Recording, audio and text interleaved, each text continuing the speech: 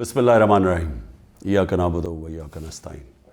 मेरे पाकिस्तानियों, कल मैं FIA की इन्वेस्टिगेशन साइफ़र के ऊपर जो हो रही है उसमें मैं कल शिरकत कर रहा हूँ।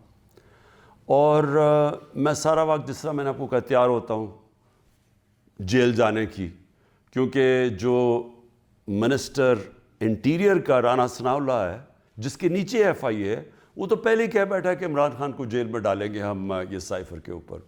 तो मुझे नहीं पता, क्योंकि इस वक्त कोई कानून तो है नहीं, जंगल का कानून है, जिसे मर्ज़ी चाहो जेल में डाल दो।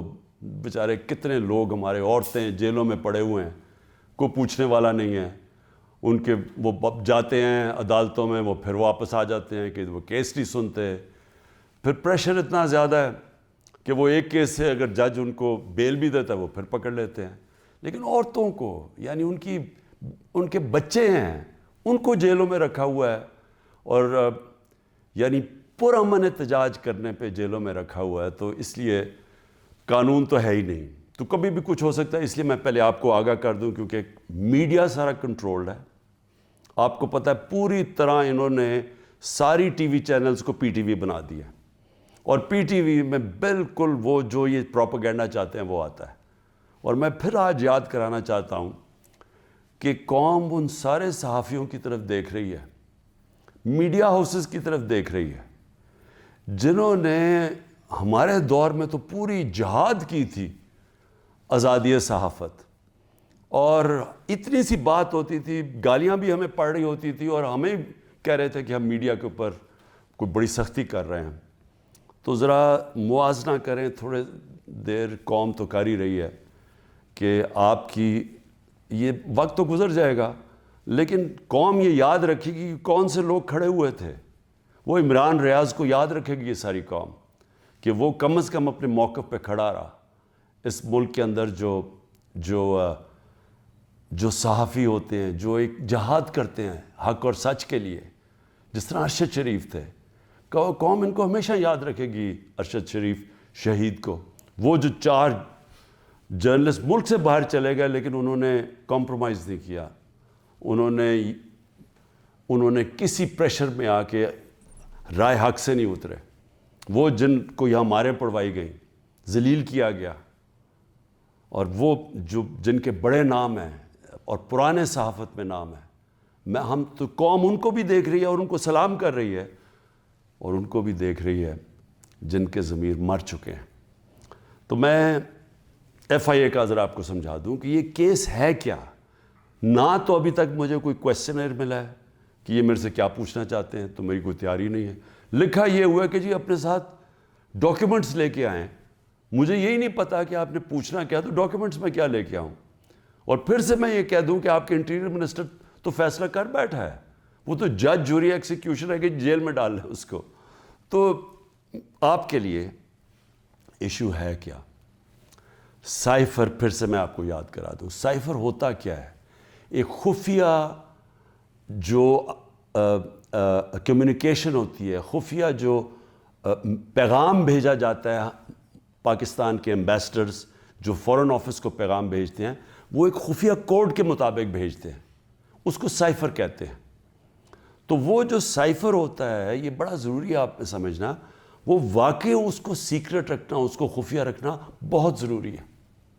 क्योंकि एक दफ़ा वो कोड दुनिया को पता चल जाए, तो सारे जितने भी आपके एम्बेसडर्स खुफिया मैसेजेस भेज रहे होते हैं फ़ॉरेन ऑफिस बाहर की दुनिया से, वो सारे पब्लिक हो जाएंगे, जिस तरह विकी लीक्स के अंदर पब्लिक हो गए थे। याद रखें, विकी लीक्स में अमेरिकन एम्बेसडर्स जो डॉक्यूमेंट्स भेजते थे, जो कम्युनिकेशन भेजते थे अपने स्टेट डिपार्टमेंट को, वो सारे पब्लिक हो गए थे। और उसमें कई इंकशाफ हुए, जिसमें देखने वाला है जो पाकिस्तान के अंदर हमारे सियासतदान वो क्या बातें कर रहे थे एम्बेसडर से, वो भी देखने वाले हैं कि कितने दोगले थे। और उन्होंने, मैं ये अल्लाह का शुक्र है, मैं ये कहता हूँ, उन्होंने कहा कि एक आदमी है जो हमारे से बात करता है, वो पब्लिक से करता है। बाकी उन्होंने कहा बाकी जितने पॉलिटिशियन हैं वो हमें कुछ कहते हैं, पब्लिक में जाके कुछ कहते हैं। बहरहाल, तो वो साइफ़र को सीक्रेट रखना बड़ा अहम है। तो क्या इमरान खान ने वो जो साइफ़र जो कोड थी उसको पब्लिक किया? اب یہ آپ سمجھ جائیں کہ جو سائفر آتا ہے فورن آفس کے اندر وہ کبھی کسی کے پاس نہیں جاتا, وہ صرف فورن آفس میں رہتا ہے, وہ چوری نہیں ہو سکتا, وہ فورن آفس میں پڑا ہوتا ہے. جو ہمارے پاس آتا ہے اور جس میں prime minister, president, army chief, ISI کا چیف, اور پھر ایک جاتا ہے اس کا جو جاتا ہے کیبنٹ سیکرٹری کے پاس, یہ یاد رکھیں کہ یہ وہ سائفر نہیں جاتا. یہ سائفر کا جو مفہوم ہوتا ہے وہ اپنے لفظوں میں لکھ کے ہمارے پاس پہنچتا ہے. تو سائفر فورن آفس میں رہتا ہے, وہ کبھی وہ نہ چوری ہوا ہے, نہ وہ اور کوئی دیکھ سکتا ہے, نہ پرائم منسٹر, ہم کوئی نہیں دیکھ سکتے, کیونکہ یہ سائبر سیکیورٹی کا قانون ہے جو کہ کیبنٹ ڈویژن بتاتی ہے ان کو, فورن آفس کو. تو پہلے تو یہ سائٹ پہ کر دیں کہ سائفر کا جو کوڈ تھا وہ کبھی بھی پبلک نہیں ہوا, کسی نے نہیں وہ دیکھا, بشمول پرائم منسٹر کے, ہم نے کسی نے نہیں وہ دیکھا. ہمارے پاس وہ آیا کہ وہ سائفر کے اندر ایمبیسڈر اسد مجید اور ڈونلڈ نون نے کیا بات چیت کی, وہ ہمارے پاس آیا. اب سب کے لیے وہ میں نے بڑے احتیاط سے اس کو جب میرے سامنے آیا تو بڑے ہم نے احتیاط کی. کیا کیا ہم نے؟ سب سے پہلے اس کو فیصلہ کیا آپس میں کہ ہم یہ پبلک نہیں, ابھی اس کے اوپر بات نہیں کریں گے, کیونکہ OIC کی کانفرنس تھی پاکستان میں 22 اور 23 مارچ کو, تو سائفر آ چکا تھا 6 مارچ کا. ہم نے اس کانفرنس کی وجہ سے ہم چپ کر کے بیٹھے رہے کیونکہ باہر سے منسٹر آ رہے ہیں اور شور میں جاتا ہے اس کا, تو ہم نے کہا ملک کو نقصان پہنچے گا. حالانکہ جو سائفر کے اندر چیزیں ہیں وہ میں آپ کو بتاؤں, اس سے بڑا نقصان ملک کو کیا پہنچنا تھا کہ پوری سازش ہوئی گورنمنٹ گرانے کی, رجیم چینج کی.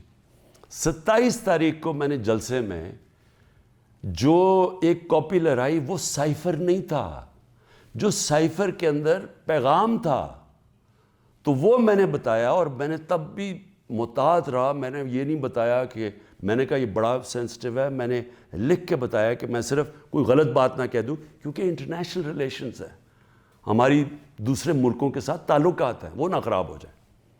اس کے بعد میں نے کیبنٹ میں رکھا, کیبنٹ کے سارے ممبرز کو بتایا گیا کہ یہ سائفر آیا ہے, اور یہ سمجھ لیں کہ یہ کتنی بڑی اس ملک سے, میں سمجھتا ہوں کہ یہ کتنی بڑی ملک کی توہین ہوئی کہ ایک باہر کا ایک آفیشل وہ پاکستان کے ایمبیسڈر کو کہہ رہا ہے کہ اپنے پرائم منسٹر کو اگر تم نے نہ ہٹایا, ووٹ آف نو کانفیڈنس, جو پھر سے میں یاد کرا دوں کہ ابھی آئی نہیں تھی, تو پاکستان کے لیے مشکلات ہوں گی, اور اگر اس کو ہٹا دیا تو سب کچھ معاف ہو جائے گا. یہ تھا سائفر میں. اور جو ایمبیسڈر تھے, پھر سے میں آپ کو بتا دوں, اسد مجید, انہوں نے لکھا اس میں کہ میرے خیال میں تمہیں اس کے امریکہ کے خلاف ان کو پروٹیسٹ کرنا چاہیے, ڈیمارش کرنا چاہیے کہ یہ کبھی اس طرح کی زبان استعمال نہیں ہوتی, ایسی دھمکی نہیں دی جاتی. میں پہلے کیبنٹ میں رکھتا ہوں, پھر 28 مارچ کو نیشنل سیکیورٹی کاؤنسل میں رکھتا ہوں, اور وہ نیشنل سیکیورٹی کاؤنسل میں سارے سروس چیف ہوتے ہیں. جنرل باجوہ تھے وہاں, ایئر چیف تھے ادھر, نیوی کے چیف تھے, جوائنٹ چیف آف سٹاف تھے, ہمارے ساری کیبنٹ کے سینئر ممبرز تھے, فورن آفس کے سیکرٹری بیٹھے ہوئے تھے. اور اس میں کیا فیصلہ ہوتا ہے کہ ہمیں جس طرح ایمبیسڈر اسد مجید نے ریکمینڈ کیا, ہمیں ڈیمارش کرنا چاہیے, ہمیں امریکہ کو پروٹیسٹ کرنا چاہیے کہ یہ آپ نے ہمارے اندرونی معاملات میں مداخلت کی.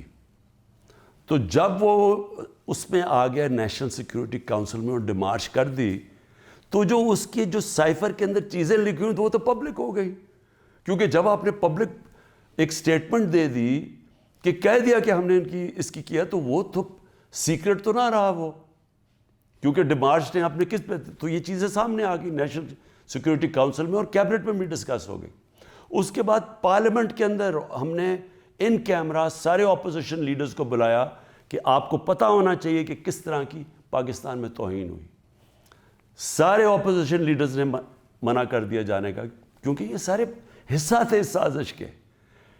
میں کوشش کر رہا ہوں کہ سارے ملک کو بتاؤ کہ قوم کی کتنی توہین ہوئی ہے, یہ منع کر دیتے ہیں.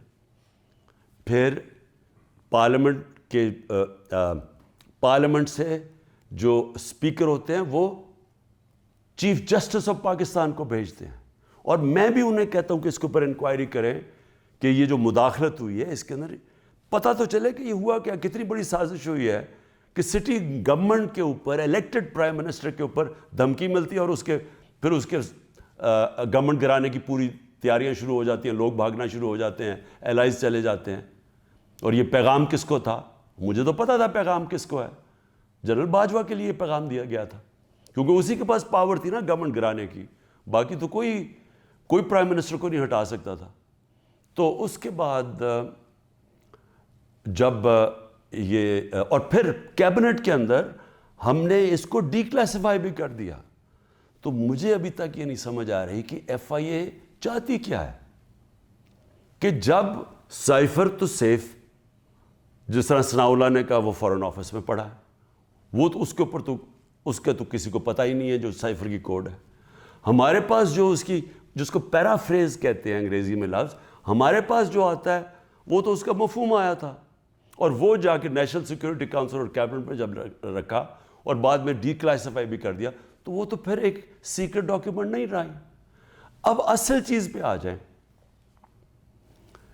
کہ کیا کسی ملک میں کوئی بتا سکتا ہے, ہمارا تو 25 کروڑ کی آبادی ہے, کسی 50 لاکھ کی آبادی, چھوٹے چھوٹے نیوزی لینڈ جیسے شہر, چھوٹے سے یعنی ملک, اور کتنے ہیں ایسے, ہالینڈ ہیں, چھوٹے چھوٹے شہر ہیں, چھوٹی چھوٹی آبادی ہے. کوئی تصور کر سکتا ہے کہ کسی ملک سے, امریکہ کا کوئی بھی جس طرح آفیشل, وہ جا کے اس کے ایمبیسڈر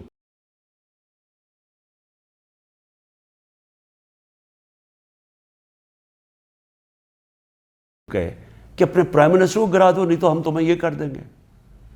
جب امریکہ نے رجیم چینج کیا پہلے, تو جو خود ہی ان کے سی آئی اے کے اور MI6 کے جو پیپرز ڈی کلاسیفائی ہوئے ہیں, ان میں کیا چیز نکلی؟